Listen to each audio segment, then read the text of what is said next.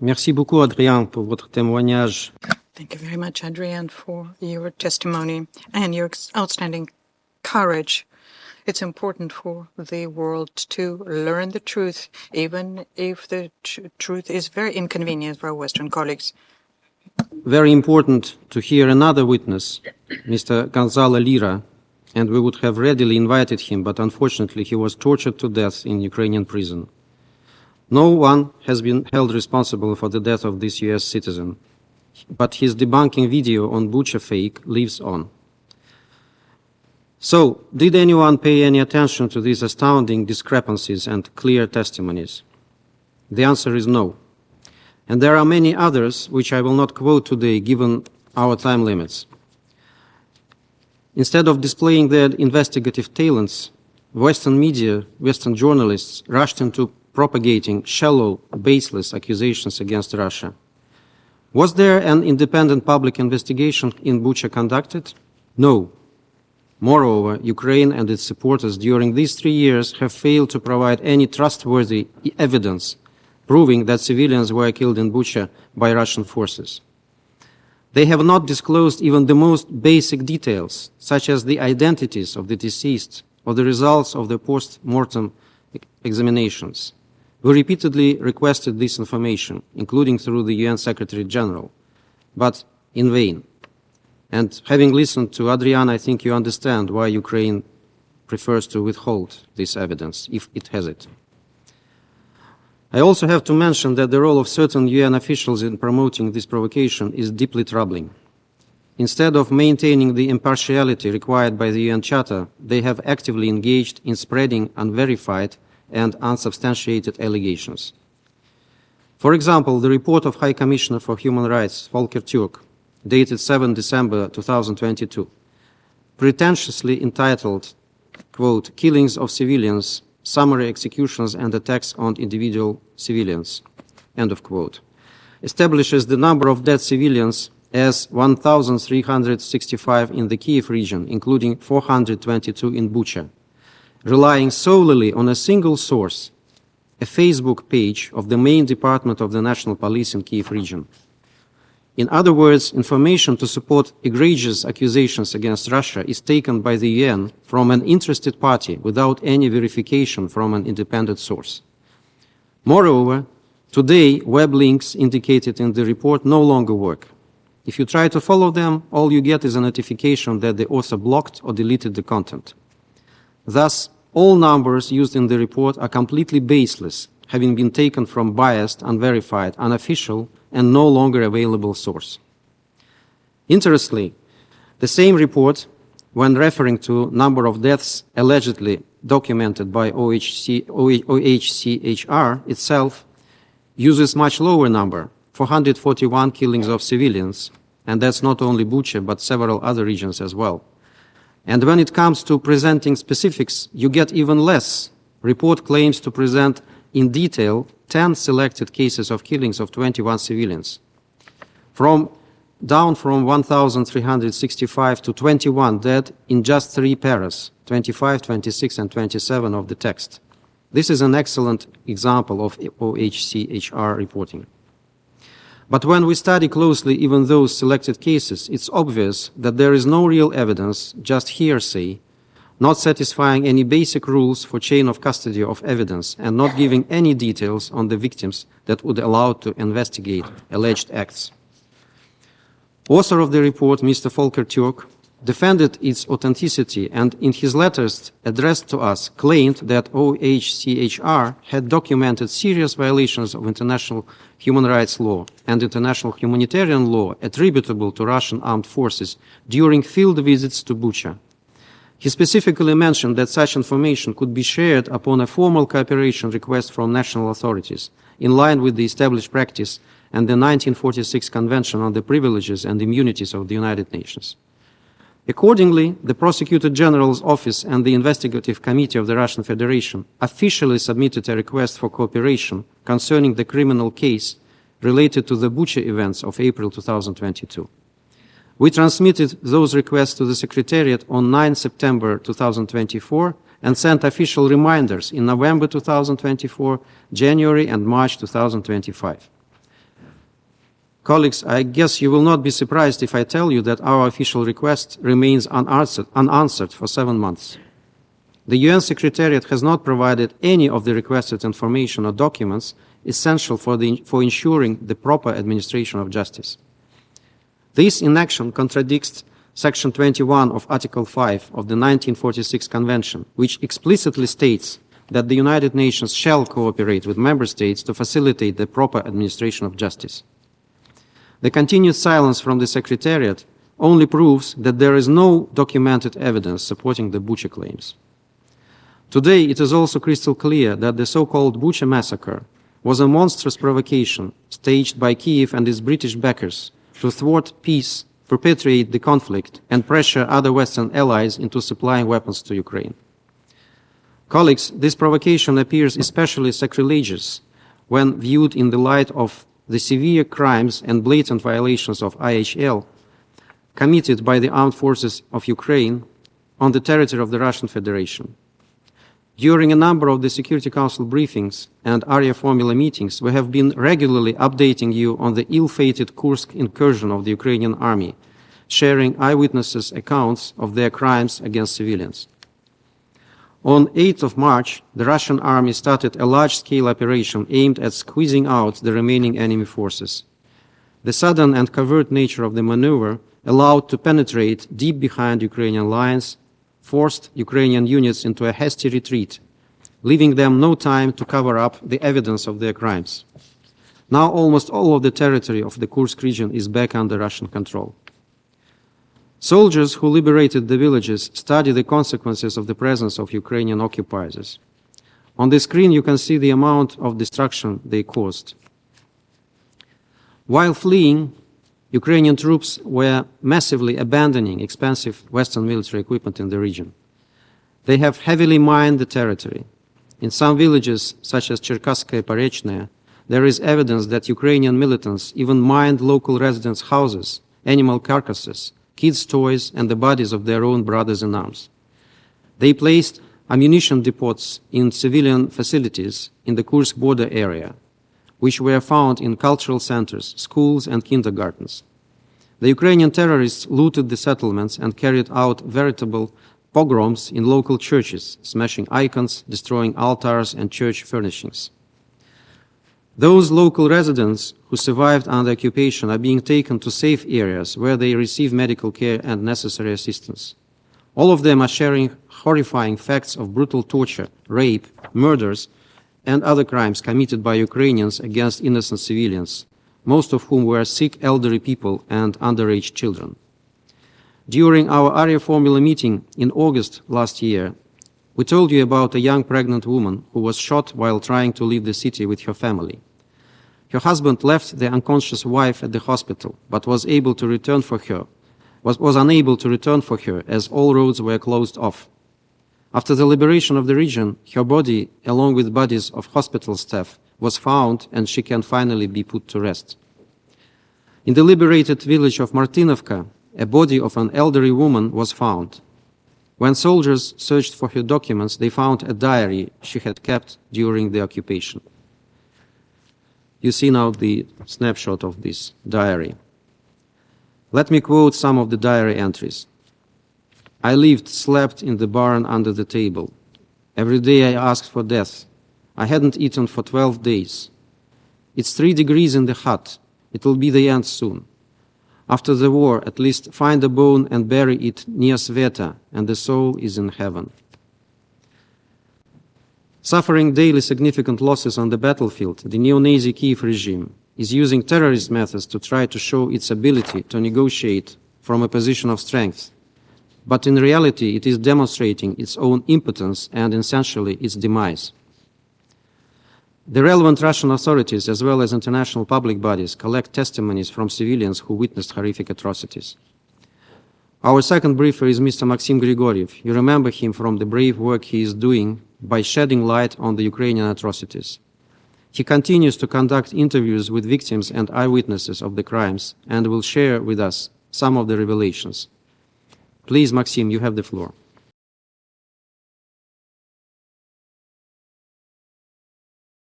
We worked in the Kursk Oblast very recently. I personally was in Suja and other towns recently liberated from Ukrainian occupation. We have interviewed about 120 victims and witnesses of crimes. But I wanted to say also a couple of words about the Bucha falsification. Our team, we have a great deal of experience in investigating crimes and studying how the falsifications are organized. At one point, we investigated the falsifications by the White Helmets in Syria and can say very clearly that the techniques used in Syria then are being used currently by Ukraine and Western countries, but in a much more bloody manner. In Syria, for example, people were used who were play acting dead, but the neo-Nazi regime is now intentionally killing his own people so as to accuse Russia of that. And Western mass media and Ukrainian mass media are directly involved in this. They understand that that footage that they're generating, well, those people in those frames a couple of moments ago had been alive and they were killed for the purposes of that footage. We do have witness accounts from hundreds of civilians who are telling us that the towns in the Donbass at the time when they under the Ukrainian control were regularly shelled by the Ukrainian army. And the victims and witnesses confirm that these shellings and the killings of civilians were carried out exclusively for the purposes of providing footage for the Western and Ukrainian propaganda. Let me just give you some exact quotes out of the many witness accounts, hundreds of witness accounts that we have garnered. For example, Evgeny Tarasenko from Ugledar says, and I quote, in 2022, I was approaching a school and I saw a German reporter in front of me and then following her a Ukrainian military. It was very quiet on the street. Nothing was happening. And then the Ukrainian military radios, could you please make some noise? And after that, the shelling of the peaceful nearby houses commences, simply to make sure that this be recorded by the Western journalist. Another example, Yelena Gritsai from Kurahovo states, and I quote, when there is Western or Ukrainian mass media in the town, that means that we are waiting to be fired upon. Everyone understands very clearly that the shelling is going to take place. Next, Tatiana Andreeva from Kurahovo is stating, I quote, there was a close chat for the Ukrainian military and the town leadership there, where the Ukrainian military would warn that they were going to shell the town and civilian neighborhoods. And at that time, the Ukrainian military would leave those areas. Nikolai Dudukin from Lysychansk, again, I quote, the Ukrainians announced that water would be distributed. People came together and a shell landed there. 12 people died. 5 minutes later, the press arrives, starts filming that and says, this was done by Russia. Whereas the people around them are saying, this wasn't done by Russia, this was done by you, the Ukrainians. And that is the point at which the Western media stop filming. Let me go back to the Kursk Oblast. In the past weeks, we interviewed about 100 people who suffered from Ukrainian aggression.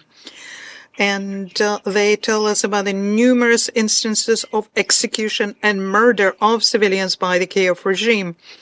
Some of the bodies of those killed, I saw myself personally. Could we watch the video now? What was happening there was immediately before Suja. You can see the road sign, Suja, on the right. In other words, anyone who wanted to, any Western reporter, if they wanted to see this, they could have done exactly the same. What I have behind me is a civilian car, which had been shot upon by light weapons by Ukrainians. And it contains a body of a woman. They tried to burn it probably to make sure that there are no trace left. They wanted to hide the evidence of crime, but the Ukrainian army was retreating so quickly that they didn't have time to do that. We can see this was a civilian car. Nearby, a body of a man, a civilian. He was probably riding a motorbike and was executed by the Ukrainian army.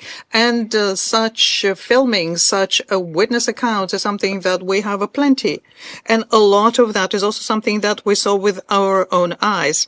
Let me again give you a couple of exact quotes. So from people in the Kursk Oblast, Nikolai Grinenko, for example, from the Kurilovka village. I quote, right next to a water pump, the Ukrainians shot Luba. She was drawing water, and she was a pensioner.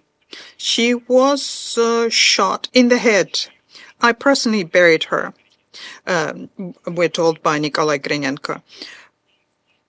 Koля Kuznetsov, I see all of a sudden his body in the bushes. He had also been shot in the head. Natalia Shiglova says, when we were going to the water well, we saw the body of a man nearby. He was a person who would go to church every day, and the Ukrainians executed them, and his body lay there for a long time.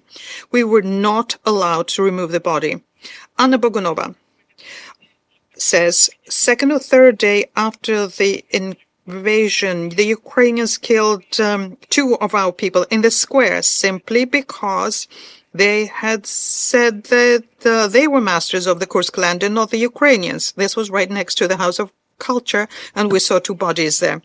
Lesia Rilskaya, another eyewitness, says the following. On the 7th, people wanted to leave the town, but the Ukrainians had surrounded Suja, you have seen that, and they shot at all civilians to make sure that they wouldn't be able to leave. I personally saw, says Lesia Rilskaya, I personally saw a family of people leaving the town, and then there was a Ukrainian drone which struck, and the car burned down. I heard a child screaming, ah, and that was it. That was the end. There was a man, a woman, and a child in the car. They all died. Ms. Fursova is telling us about the horrifying events on the Ukrainian occupation. She says that the Ukrainians executed people in various places. We, my son and I, we went to Suja, to our house, and saw people's bodies lying on the street. Right next to the children's home, 2 Roma people had been killed. At the train station, 3 bodies. Kolya Orechov had been killed. About 20 people had been killed out of those I personally knew alone. In Kazachya Lokhna, about 25 people had been killed out of the ones I personally know. Misha Zarudny, my relative, was killed. People in the Kursk Oblast are telling us about the instances of rapes and brutal beatings by the Ukrainian military. Nina Bondaryova, for example, says, I quote, we went to draw water into Zabrodok Street and we saw a man crying there. The Ukrainian military had taken his wife, threw her into a car, and then brought her back. She had been raped, and she subsequently died. Nikolai Grinenko, I quote again, Svetlana was raped by the Ukrainian AFU. She was walking through this city.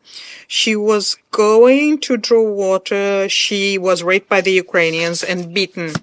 We have recorded many instances when the Ukrainian armed forces intentionally killed civilians using light weapons or drones, drops, or FPV kamikaze drones. Valentina Poplavskaya had been wounded by a Ukrainian drone, and she says that in mid-November 2024, she saw a Ukrainian drone. They saw that we were just standing there, 2 women, 2 pensioners. It exploded, the fragments penetrated Hera's head, and she died a couple of days before her birthday. Another witness, Bogdan Belobrodov, he says, again, I quote, we saw a car being burnt down as a result of a Ukrainian drone strike. A man and a woman and a child were in the car, and the woman held up a white flag for the Ukrainians. He's saying that according to the Ukrainians, we Russians are not considered to be people. Some Ukrainian servicemen tell us directly, we want to shoot all of you, execute all of you, hang all of you. And lastly, the Ukraine lootings in the Kursk Oblast were all-out lootings. They took everything: banknotes, food, decorations, electronics, home appliances, cars, even underwear, new underwear or used underwear. Yelena Savchenko says, and I quote, "The Ukrainians took everything, starting with home appliances all the way down to underwear. Even manicure sets they had taken, spoons and forks. Everything would begin on a Thursday. They would take all this stuff and then put it out on the street. On Friday, they would upload all of that, and the truck goes into Ukraine. And this happens every week."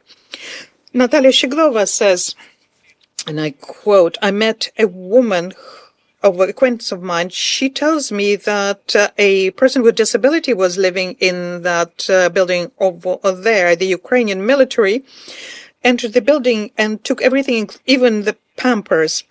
Let me just say, in our materials that our international tribunal had collected, none of the eyewitnesses are trying to hide their names, and anyone who is interested could interview them.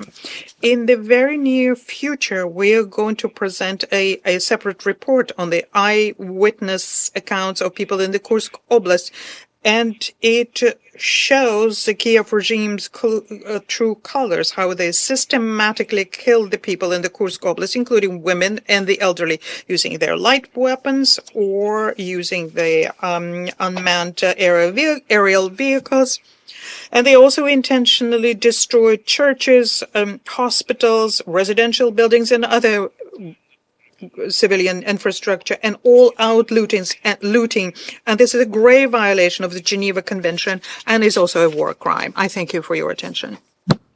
Спасибо большое, Максим Сергеевич. Thank Maxim, for your evidence. By the way, there are a lot of forums in Ukraine where you can buy, as they put it, spoils from Kursk. They are functioning quite openly, and you can buy there whatever was stolen from local residents, things that Maxim was just telling about.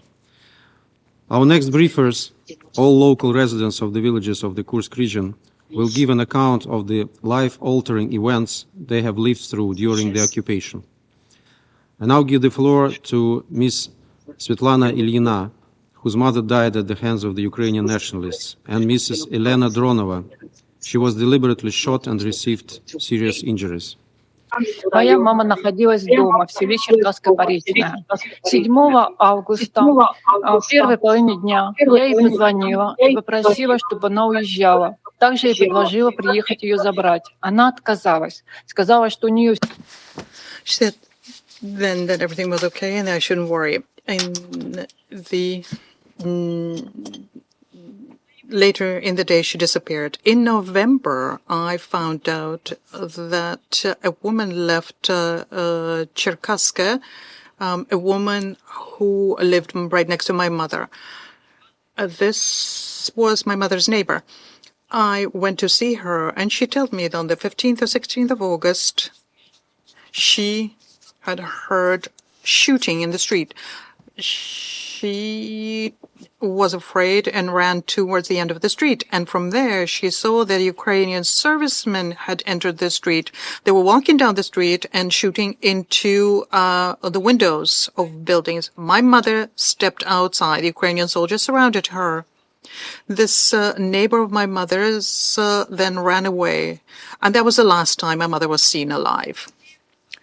In February, on the 27th of 28th, I was told that a man had arrived from Cherkasska. He lived right next to my mother. So I contacted him.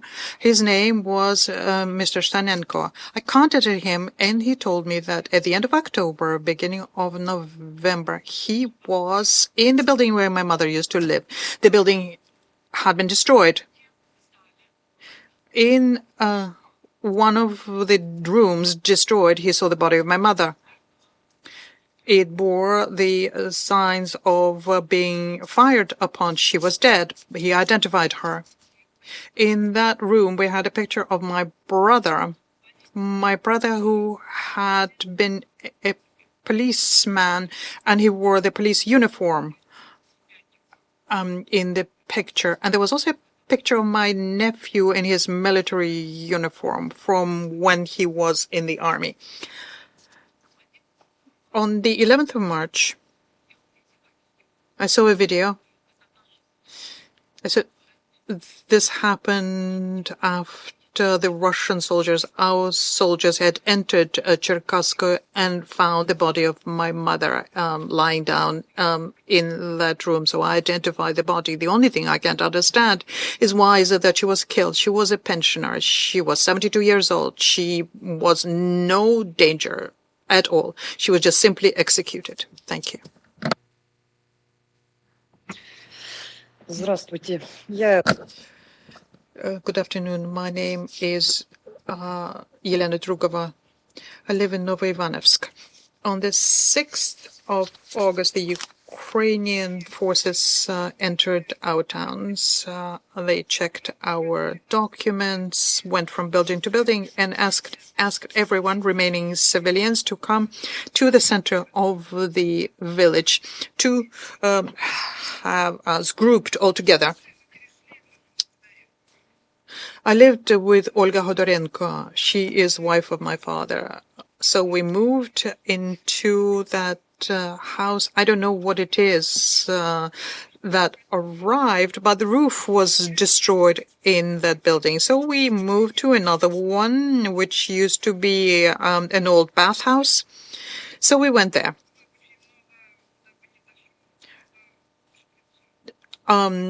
Many buildings where you walked in, you saw syringes lying around and inscriptions bad-mouthing us.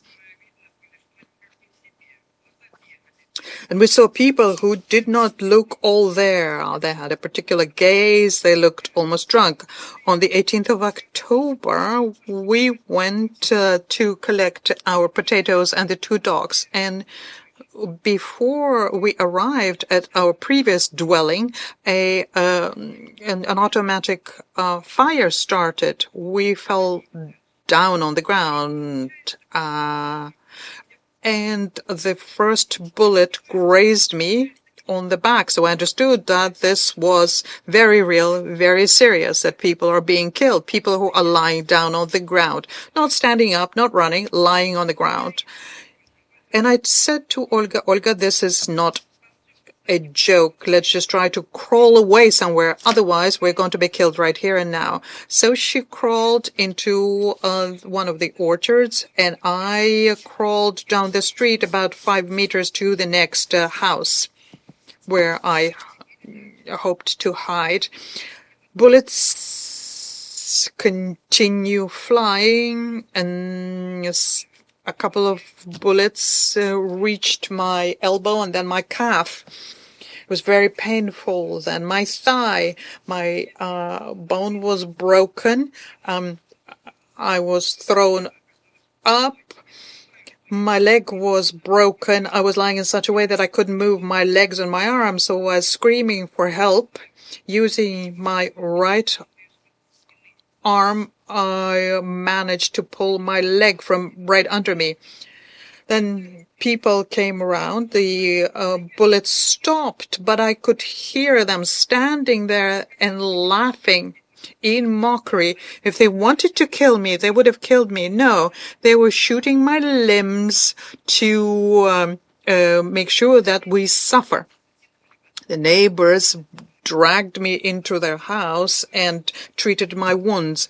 And on the 21st, I learned of another story. We had a person with disability living across from us. She has diabetes, and her leg is half amputated. She was in a wheelchair, and they were living in the basement. And on the 18th, when we were shot upon, also in their basement, something happened. They were in their basement, so the husband walked out of the basement to find out what was going on. No one said anything. They shot him through an automatic rifle. He fell into the basement, and then a grenade was thrown into the basement following him. His wife in the corner and the babushka, they were not hit. The wife and the babushka sat by the corpse for 2 days. Only 48 hours later, she crawled out of the basement and started screaming for help. It was only then that the story came to light. And people, of course, helped her. And then Babushka also was killed by a drone. People were ordered to fire upon us, even though they all knew, the Ukrainian military knew that we were all alive, 7 of us in one building. Then a gas was started spreading around, and people tried to spread out. I was dragged into a basement for safety. I don't know what the Ukrainian military were trying to do, to kill us or just to frighten us. Thank you. Thank you very much, Svetlana Yelena. I understand that it must have been very difficult for you to say all these things, how difficult these memories are, but it's important to make sure that the world knows all of that. Thank you very much. I'd like to listen to invite you to listen to testimony of Father Evgeny. He's in the hospital right now, but he also decided to speak to us.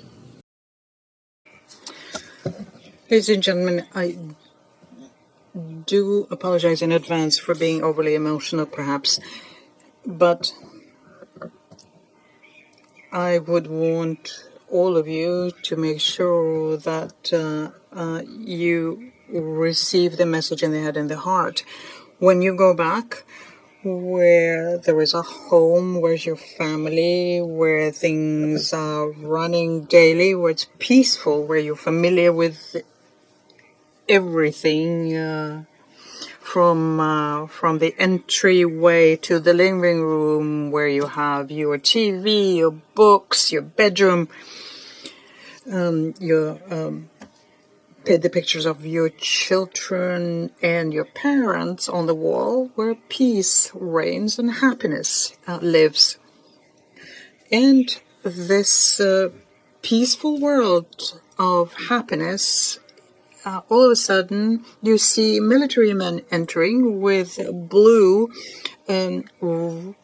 ribbons, and the first thing you have to do is to kneel in front of them because they're heroes, because the only way to greet the great Ukrainian army is by getting down on your knees. The great Ukrainian army, which propagates the great European values in our land.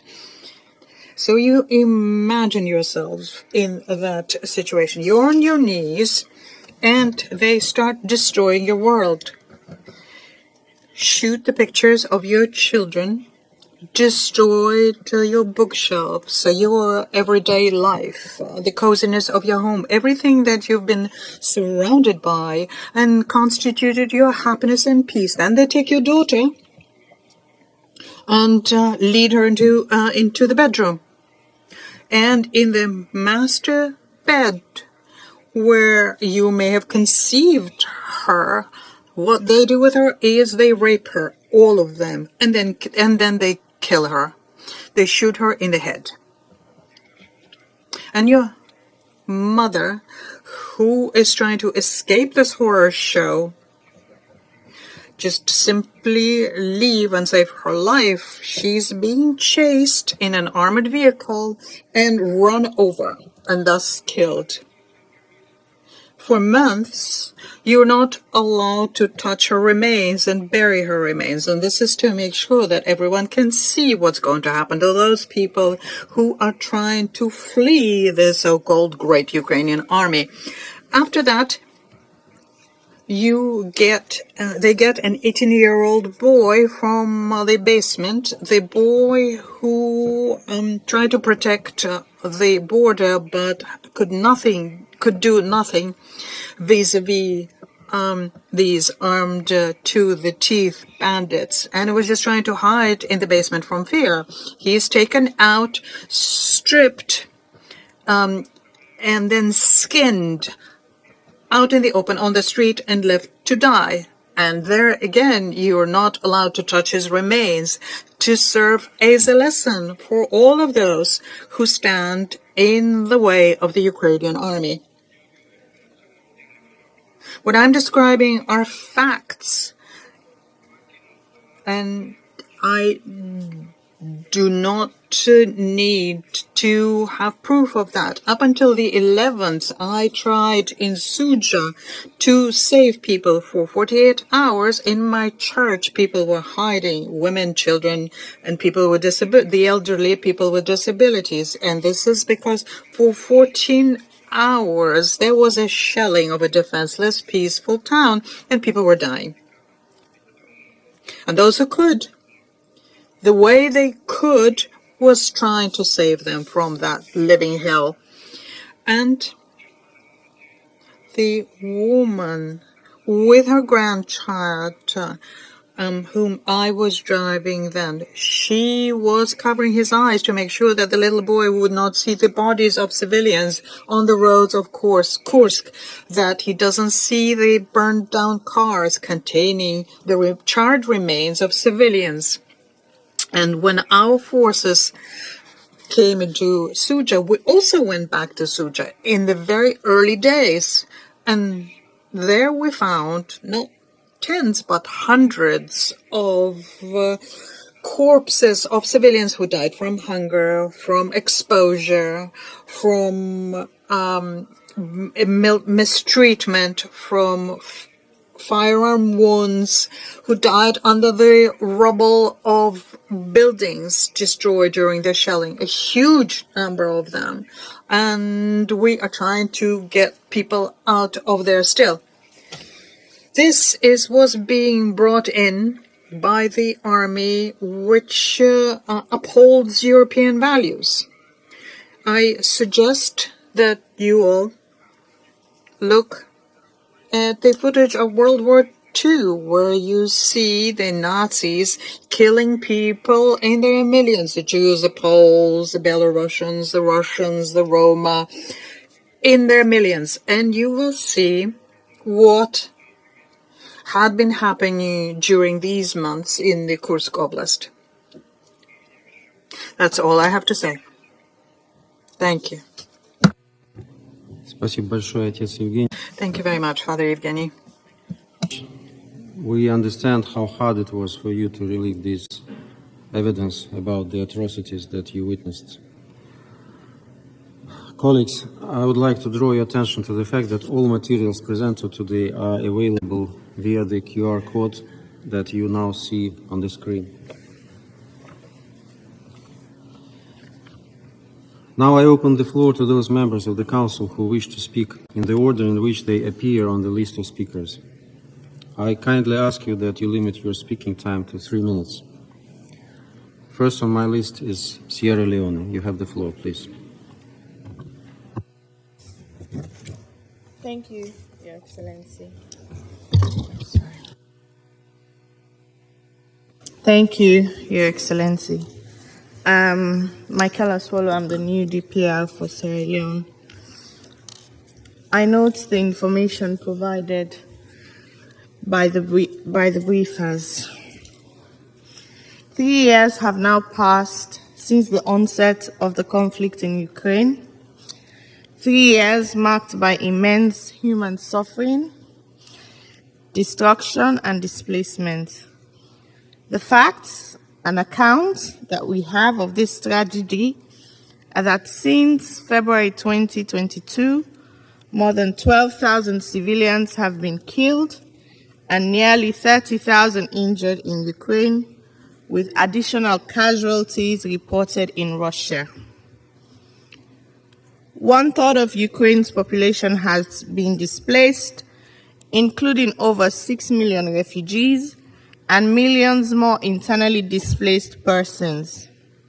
Those who remain face daily deprivation of food, clean water, electricity, heating during winter, and access to medical and sanitation services.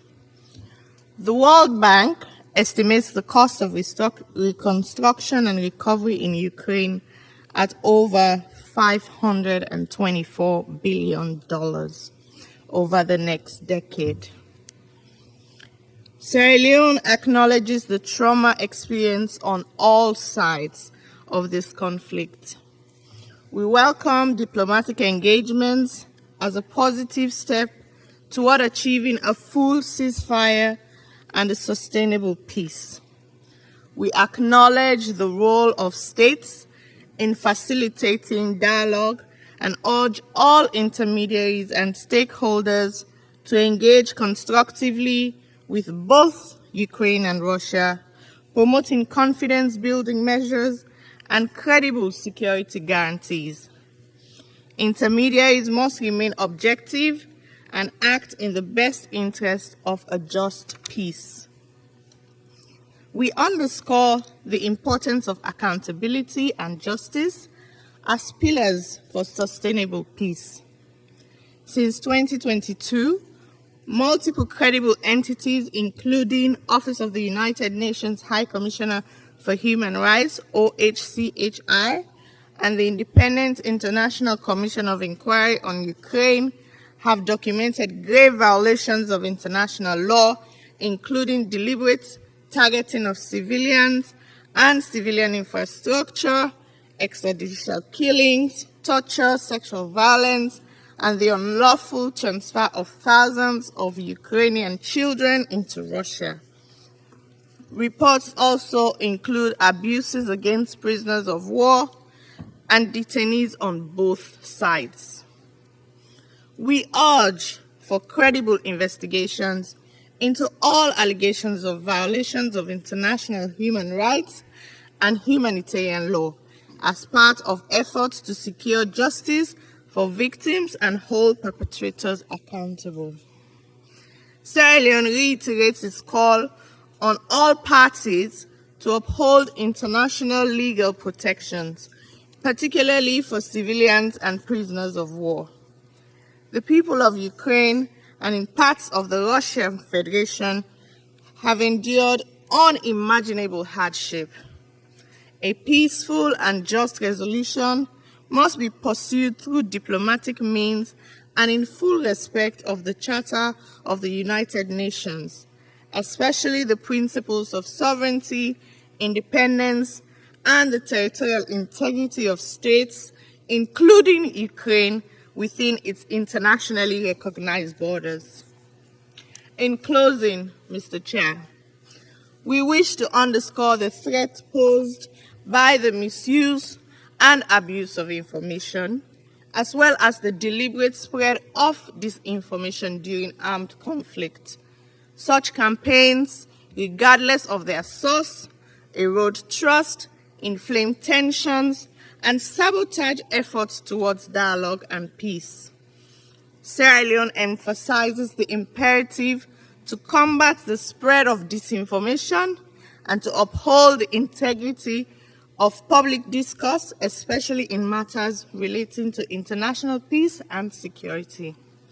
The manipulation of narratives must end in order to create an enabling environment for honest engagement, mutual understanding, and sustainable peace.